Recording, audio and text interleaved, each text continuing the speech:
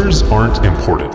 Okay, well they are. They most definitely are. But they shouldn't be the measure of artistic success or artistic expression. However, when looking at filmmaking, there is what the art is capable of doing, and then there's that sweet, sexy, lucrative box office money, baby. Okay.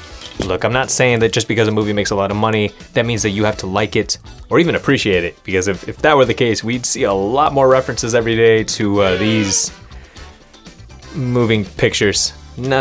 What I want to focus on here is this idea, this beautiful tradition of success complementing success, holding each other up high, and just appreciating this art of filmmaking as a whole.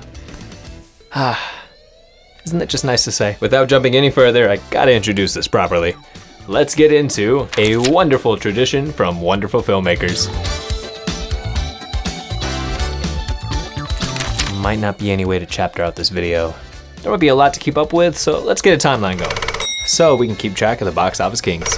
Nice. See, going all the way back to 1977, Steven Spielberg's Jaws was considered the first ever blockbuster and was dominating a 2-year strong box office record until a friend of his by the name of George Lucas dropped a little movie that would go on to run away with the blockbuster title, that movie being Star Wars. So Spielberg took out a page in Variety to congratulate his friend and fellow leading filmmaker on the successful title of Box Office King.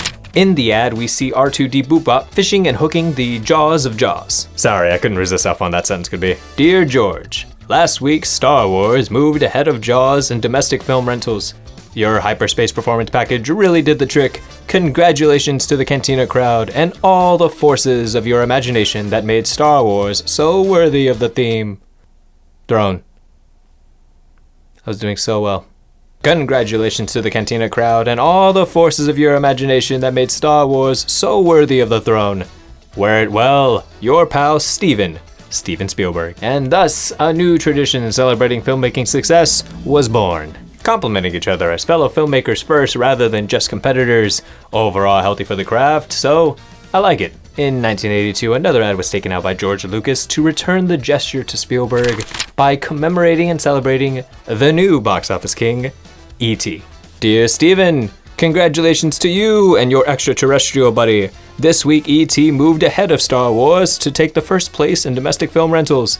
E.T.'s adventure on Earth and his gift of intergalactic friendship continue to touch us all. May the Force always be with you, your pal, George Lucas. You see where this video is going, right? It's nothing major, but I think it's worth talking about. I really like this stuff. Steven Spielberg would go on to beat and take his own throne in 1993 with the release of Jurassic Park, beating out E.T. in the box office. Check the timeline. But George Lucas would go on to regain that throne once he re-released Star Wars in theaters. See, he released the whole original trilogy back into theaters under the name of the special editions, releasing one every single month, January, February, and ending in March. Which is cheating, right? Like that's cheating, right? Yeah? There's nobody there. But you and I know, we know that's cheating, right? Well, to be fair, George Lucas wanted to take advantage of the modern day technology of the 90s and kind of tell the story that he had wanted to tell in a better way back in the, late 70s. With this also, he was able to take the opportunity to introduce Star Wars to people who weren't around to celebrate the Star Wars trilogy when it first came out. And I'm sure the studio wanted to make some more money by earning an additional $138 million, and that added to the original release's box office of A New Hope, the first Star Wars movie. That's what pushed it past E.T. and Jurassic Park to win back the box office king title, and also the prequels. He knew that he was going to make the prequels, he knew that A Phantom Menace was just around the corner to start it all off, reintroduce Star Wars and get people familiar and refresh their minds a bit so they're ready for The Phantom Menace. If only he could have taken some of that time to make The Phantom Menace good. So with the special edition victory, Spielberg revived the tradition by taking out an ad in Variety to congratulate George on taking the box office title from Jurassic Park and E.T. Dear George, congratulations for renewing the most enduring motion picture in cinema history. Your pal, Steven. But this wouldn't last. See, up until now, this has been a back and forth match between only two, Steven Spielberg and George Lucas. But a new challenger would approach by the end of the year. James Cameron would step onto the scene with his film Titanic and claim the box office title dominantly in December of 1997. being the first movie to make $1 billion at the box office. What is this? That can't be. This is $1 billion. $1 billion. Jesus Christ. All right, yep, that's a B, that's a billion. So, George Lucas took out an ad to commemorate James Cameron and bring him into the fold of the successful box office king tradition. With an ad that's a little morbid, considering this is based on real events, but makes for a cute poster. Oh, it's a cute poster. Jim, congratulations, George. And in impressive fashion, James Cameron would kind of pull a Spielberg and beat his own record by releasing Avatar in 2009, toppling over Titanic as the box office king and becoming the new highest grossing movie of all time. Let's see that timeline.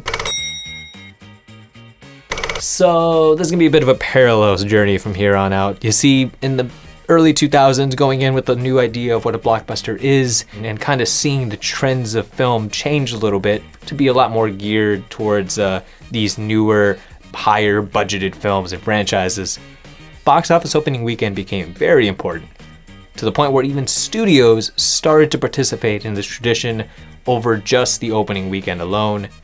So here we are. The one to hold top shot was definitely Marvel Studios' The Avengers, earning over $200 million in just its opening weekend domestically. And that record would go on to be broken by Universal Studios' movie Jurassic World. So, head of Marvel Studios Kevin Feige would go on to make a congratulatory letter towards Universal Studios, reading, "Marvel Studios congratulates Jurassic World on being the new opening weekend king." All right, let's check that timeline. And then again, the opening weekend crown would be taken by another movie, The Force Awakens, also Disney owned. So in 2015, Universal Studios would go on to write a letter to Lucasfilm Disney. Universal Pictures, Steve, Frank, and Colin congratulate Star Wars The Force Awakens on the biggest opening weekend in galactic history. Then in 2018, we had Disney-owned Lucasfilm lose out to Disney-owned Marvel Studios, which, man, that's kind of sad. But Avengers Infinity War took the top spot in its opening weekend, and I love that movie. Head of Lucasfilm Kathleen Kennedy would go on to write a note to Kevin Feige stating, "From a galaxy far, far away to Earth's mightiest heroes, congratulations on the biggest opening weekend in history. From Kathy and everyone at Lucasfilm." With both studios at Disney, she just presumably had to run this down the hall, I don't know. However, all of this was just a sign of something even bigger on the way. See, the next installment after Avengers Infinity War was Avengers Endgame, and it did what was considered a long shot. It beat Titanic in the box office, and going even further, it went on to beat Avatar and become the new highest grossing movie of all time. Update timeline. And so in 2019, James Cameron wrote these two beautiful pieces of art and sent them Marvel's way. The first reading, "To Kevin and everyone at Marvel, an iceberg sank the real Titanic. It took the Avengers to sink my Titanic. Everyone here at Lightstorm Entertainment salutes your amazing achievement. You've shown that the movie industry is not only alive and well, it's bigger than ever. Jim Cameron." Which, honestly, love to see that, especially when you get into the whole divisiveness of what comic book movies are to film. This is cool. And then, even larger in success, we get, "I see you, Marvel. Congratulations to Avengers Endgame on becoming the new box office king, Jim Cameron." And in a way that puts kind of a lame finish to this video, Avatar was re-released in theaters, and that would go on to add up to the total and pass Avengers Endgame. And so instead of another beautiful poster letter ad, we instead just got this tweet. We got this thing from Kevin Feige, and it's kind of a bummer that I have to end it here. Now, who knows? Maybe one day something will beat Avatar at the box office definitively, but I'm telling you right now, whatever it is, it's a long shot.